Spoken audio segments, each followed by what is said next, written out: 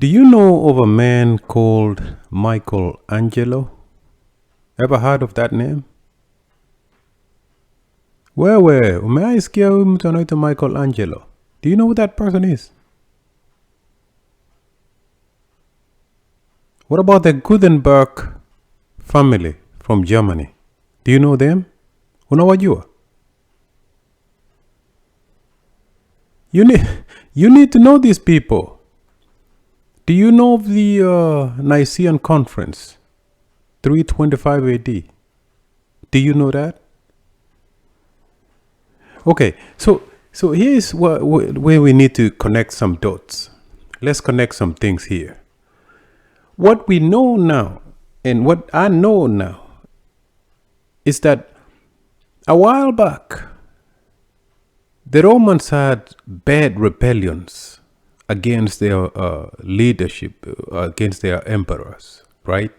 So people were rebelling, just like any leadership currently is facing rebellion. But those days, back in the before the Common Era, and immediately after we started this new Common Era, or Anno Domini AD, we had so many people who were rebelling, of course, against the Romans.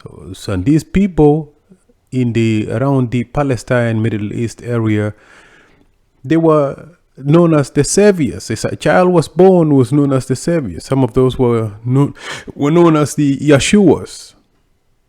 And these Yeshuas were part of the movement. So that there were some Maccabean movements. We had the Messianic movements.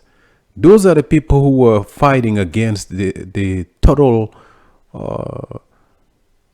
destructions and total leadership that was being provided by the Romans. And so now these movements were against the Roman Empire for so many years, until finally the Roman Empire finally got weaker. Just like any empire, any rulership that's going on right now, one way or the other, it will go down. Particularly if it's an illegitimate or a forceful kind of presence in people's land. So when this happened, in the Caesar, or the Roman emperor at that time, realized that he had to change, he went ahead and called on a council. And when they called on this council, it's called the council. The first one was called the Council of Nicaea. It was in 325 AD. And when these men met, they agreed to have one ideology, to have one dogma. Because around the Mediterranean area, these people had conquered so many places, and most of these people were conquered like the Egyptians. They were worshipping their own gods. The Ra, the Amun, the Set, the Isis, and all those gods that they had. So, these people were polytheistic, they had so many gods. But then, what the Romans figured, starting at 325 AD, was that they needed to, monopolize these beliefs. And so when they met in 325, it was to personify all these other things. Remember, Ra, the Egyptian Ra, the German Zeus, the Greeks, the Hebrews, Yahweh. All these were supposed to be some cosmetic gods. So what the Romans did was to personify, meaning to make it look like it was an actual person. So they stole all these rebellions ideas, the Messianic movements. After Constantine, who was the emperor, kind of switched into the new movement of the Messianic movement, which was not Christianity to begin with. Christianity is a concept that came after they had indoctrinated and actually put together the oldest stories that were around the Mediterranean Sea. So in short, I'm saying For 200 years, starting with the Conference of Nicaea, people, human beings, sat down and decided on what their belief system was going to be. And then fast forward around 1,500, about 1,000 years later, is when they actually published the first book that we call right now right now is the sanctified, the special God's words in that book. This book was published in 1505, around right around there, by the Gutenberg, the Germans. These were the people who first published the first Bible. The first Bible. Forget these other new ones that came later from England. This what you call it, the King James Version. Just imagine that. Here is things that you believe are God's words, and yet another man, another human being, a cruel person, a person who was a slave owner, a person who was in charge of all these other people that had been conquering other nations. Remember, England or Britain were in the Americas, and they were colonizing and abusing people down here in America. But you have this King James who's coming forth and saying, this is my version of this story. You see what I'm saying? And he's doing that because it had become clear that when the Romans finally come together and put together one ideology, after 200 years of sitting down and debating through a council on what should or would be accepted into this new wave of a new religion, finally in 1500 they printed the first one. A man printing a Bible. This was not like this book was somewhere for years. No. These 800 and some thousand pages words book had never been published. So man published it. Okay. So now, fast forward, a Bob commissioned a man called a painter called Michelangelo. That Michelangelo is the one who painted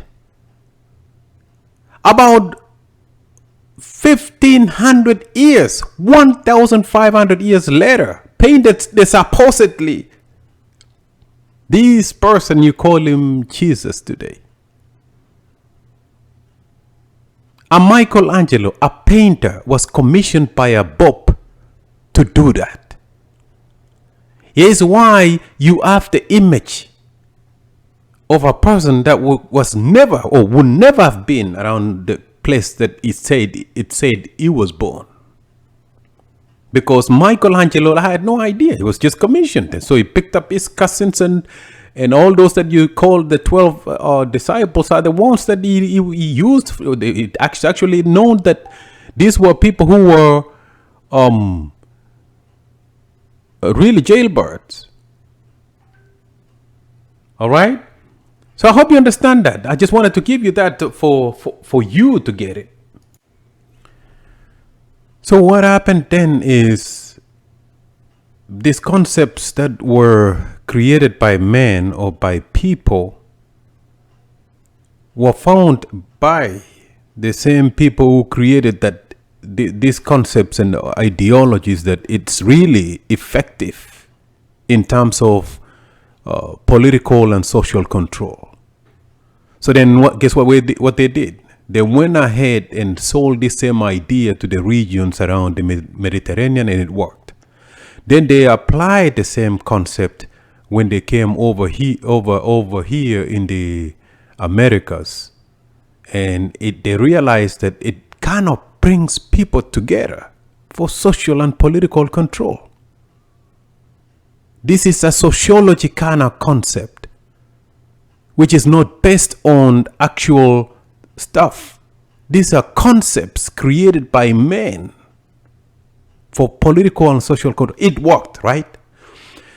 Then they came to Africa. Same concepts. Again, you have to conquer a man, conquer a woman psychologically first. Just like how you would, if you're a man, you would like to, have a lady love you, you talk to that person. The actions, the physical contacts come later. You have to deal with these people, that person mentally. That person has to love you first. You have to touch their emotions.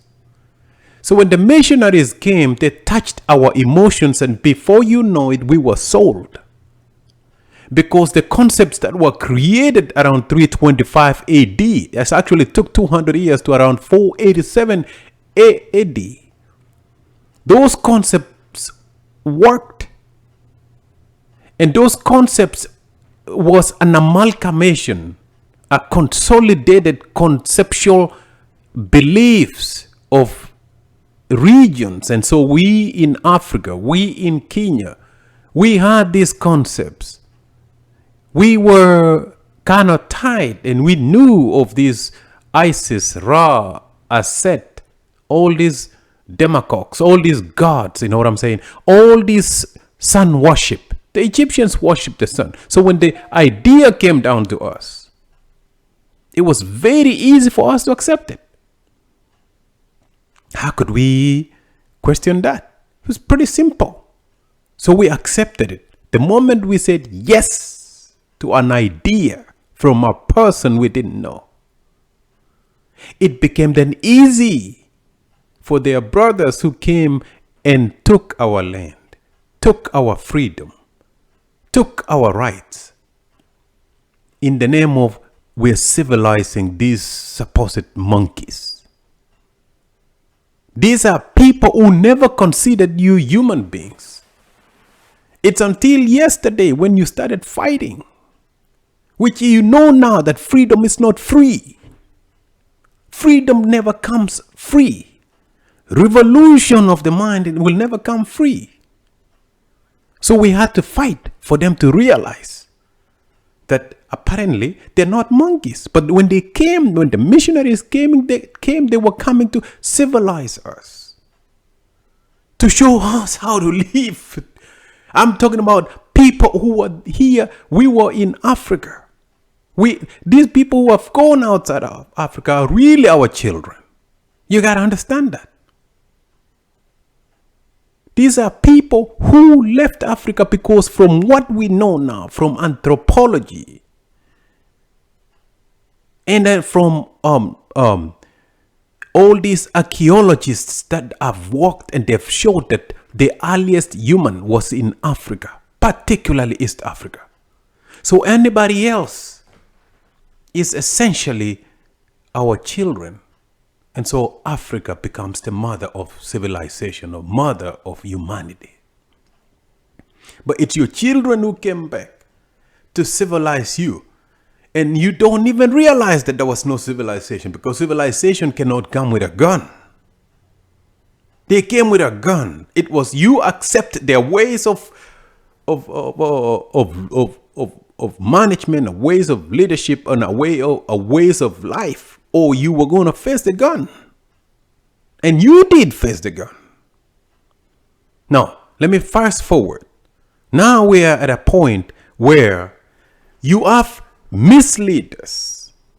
The people who sold you out to slavery are the same people today who are selling you to either for their own good, or they're selling you away from where you are, and away, selling your land, selling your rights. Again, you're being sold and you're not even realizing that.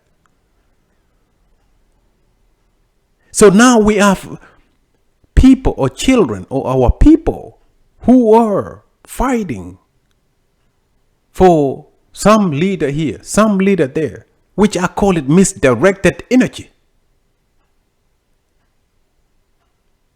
Our energy should be directed into how we can move forward, how we can live, how we can better ourselves as Africans. And we know now that to get there, we will not get there if we don't educate ourselves. And that education is to revolutionize our minds. There is no way your leader can also at the same time cannot even understand the concept that they were given. Most of your leaders are, at least in Kenya, are Christians. So you already know that these are men and women that have never actually sat to look into history, to question things. Now you're following people who have already failed in their intellectual growth, or they do not have the intellectual abilities to scrutinize things that have taken us down, and you're following those people.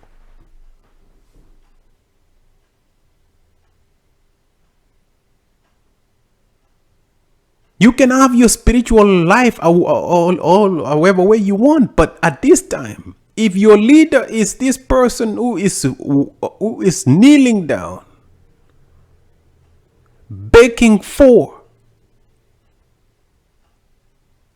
some Messiah to come down and take, when you sit down or when you kneel to pray, you are actually giving your responsibilities to some supernatural, some idea that you were given.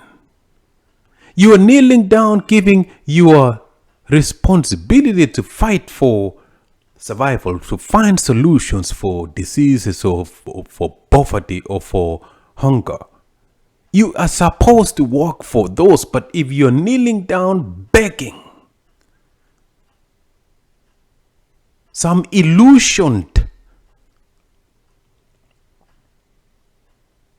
some Messiah you were given, then you have failed. And you're continuing to fail because even your own leaders are failing. And I can give you an example where this belief system is building mistrust between our brothers and sisters. Here you have a relationship of Uhuru and Ruto. Here's two men who apparently had joined hands to work together, but Uhuru made a mistake. It's been said that Uhuru drinks beer, whatever that is. He smoked or used to smoke. And you and I know that according to the Christian belief system, Uhuru is doing evil things. So any man, any woman who goes drinking, any man or any woman who does some work, some job that does not conform to the ideologies our brothers and sisters were given under the documented belief system of Christianity, that our brothers, the ones who drink, the ones who do these things, are going to go to jail.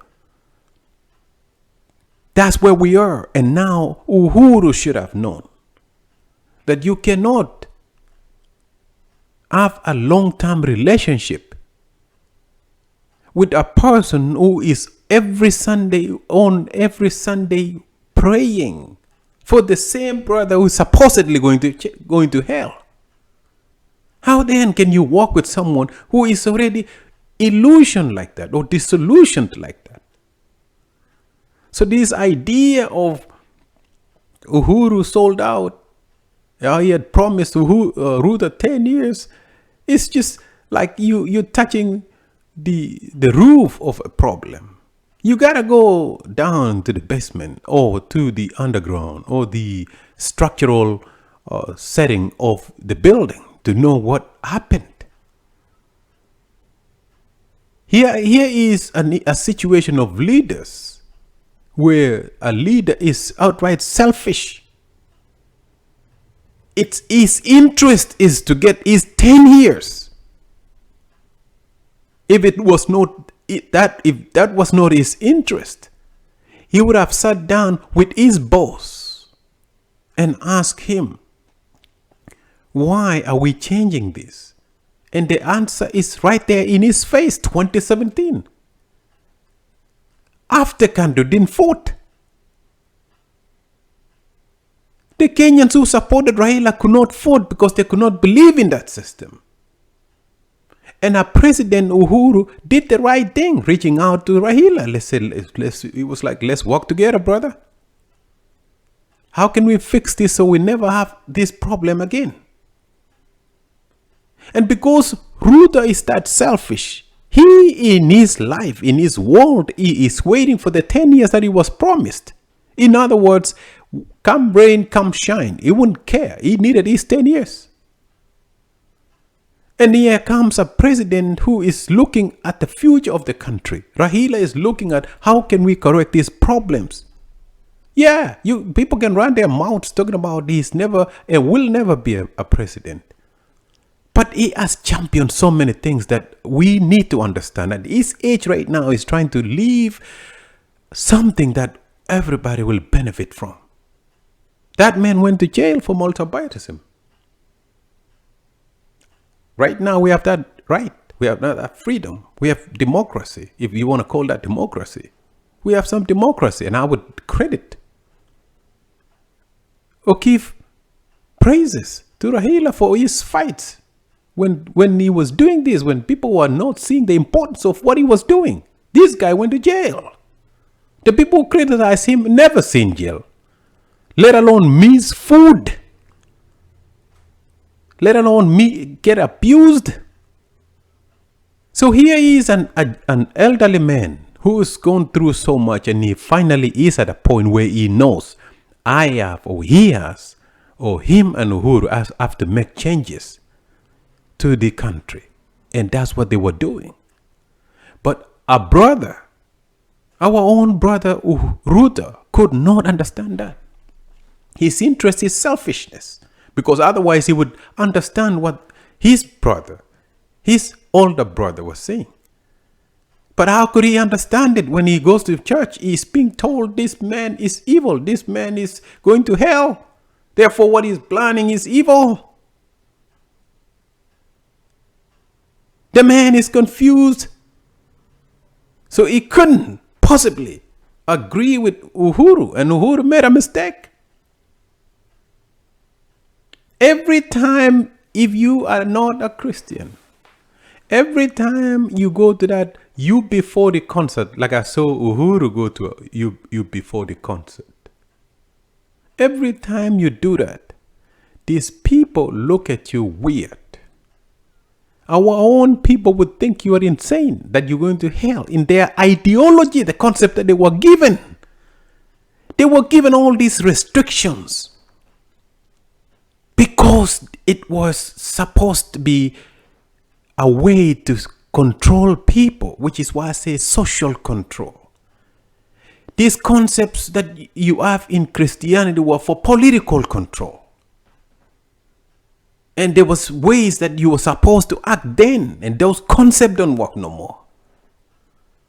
So now politically, what I'm saying here is our youth, even ourselves, we have misdirected energy.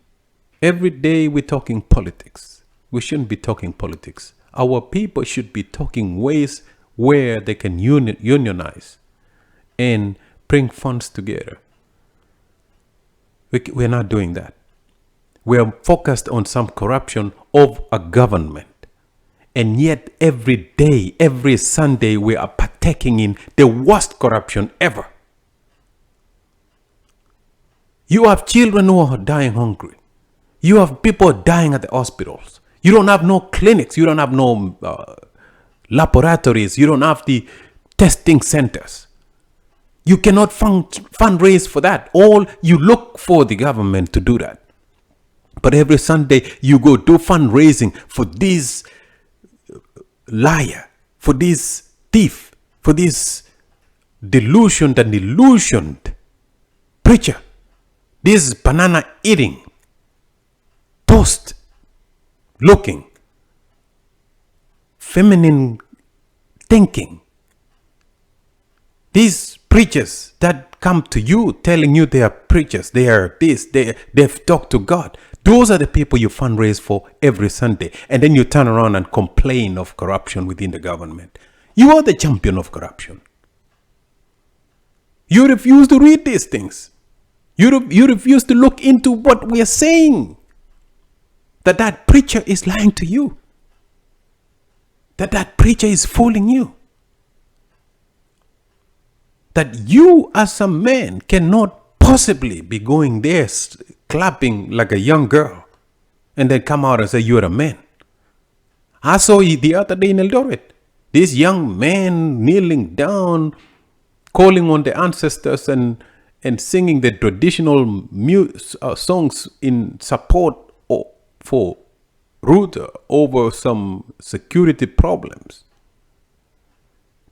Our youth have misdirected energy. They are swinging from politics to religion, and they need help and direction. Again, freedom is not free. We have to revolutionize our minds. These imitators or sellouts, whether they are politicians or preachers, needs to be stopped. You need to find ways to come together and even find that, again, like I said, that mama, that grandma there, you better go to her and walk with her than walking with these leaders or misleaders or these preachers. If you're going to church, clapping your hands like a... Anyways, train your children. Let's have some self-confidence. And so my point here is, everything is written. It's us Africans who have chosen not to read. Everything is in the open. And we need to start thinking different. We need to act different. And there's no way you can act different if you're still aligning yourself in this tribalism, in this tribe kind of politics and thinking. At some point, we as Africans have to recognize that there is a reason the United States is so united and powerful with one language, in particular English. You go to England or Britain, they speak English. Most of those European nations, they speak 1 or 2 languages. You go to China, 1 or 2 or 3 languages. Japan, 1 or 3 languages. And they are superpowers. Even South Korea, 1 language. Their economy was about the same as Kenya. But today, they are far, far, far, far ahead. One more time, I'm begging you to start looking into these things, because unless we change these things, unless we look into history and realize that the things that you are following, for you to sit there and wait for a Messiah to come as a person that was personified, created by another man, is an intellectual laziness on your part as an African. Our divisions will continue. Our unity will never live or see a day, because we're looking at ourselves through that tribal lens. You're supporting that politician today because he is part of your tribe, instead of looking at the policies that they champion that might benefit you, benefit us. These are the things that we must look into.